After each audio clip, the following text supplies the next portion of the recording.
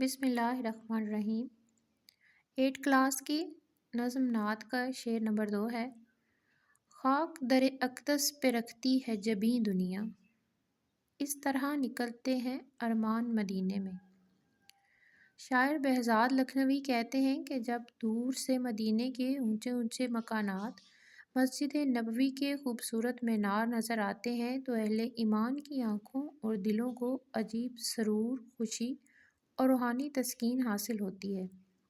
جب مقدس شہر مدینہ منورہ کی مقدس و پاک زمین پر دنیا کے مسلمان اپنی پیشانی جھکاتے ہیں، مسجد نبوی خاتم النبیین میں نماز میں سجدے میں جاتے ہیں تو ان کے دلوں کے ارمان پورے ہو جاتے ہیں۔ ان کی خوشی کی انتہا نہیں رہتی کہ ہم گنہگار مدینے میں ہیں۔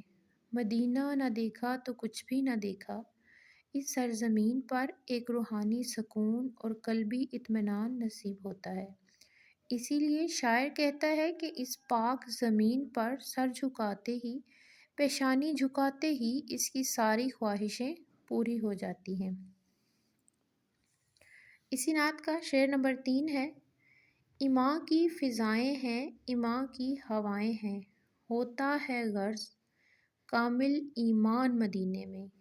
اس کی تشریح کچھ اس طرح سے ہے۔ شاعر کہتا ہے کہ مقدس شہر مدینہ منورہ میں جس طرف نگاہ اٹھائیں ایمان و یقین کی خوبصورت فضا نظر آتی ہے اور ایمان اور تازہ ہو جاتا ہے۔ گنبد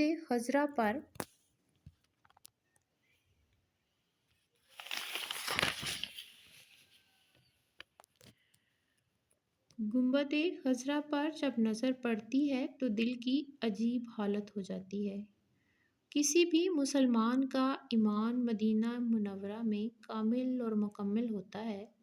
وہاں جب مسجد نبوی میں 5 وقت نماز پڑھتا ہے، گنبد خضرا کی سنہری جالیوں کے سامنے سے گزرتا ہے تو ایمان مکمل ہوتا ہے، چاروں طرف صلی اللہ کے ترانے سنتا ہے۔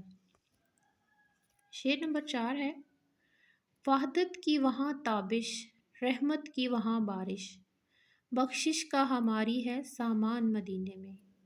اس کی تشریح کچھ اس طرح سے ہے کہ شاعر اس شعر میں کہتا ہے کہ مقدس شہر مدینہ منورہ میں گورے کالے چھوٹے بڑے سب لوگ تسبیح کے دانوں کی طرح ایک ہو جاتے ہیں، آپس میں گھل مل کر اکٹھے اتحاد و اتفاق کی اعلیٰ مثال قائم کرتے ہیں۔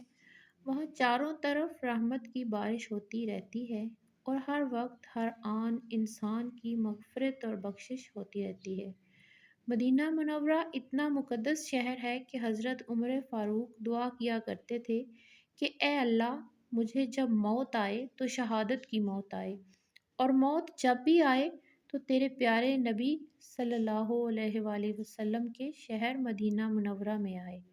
کوئی صحابی مدینہ منورہ کو چھوڑنا نہیں چاہتا تھا۔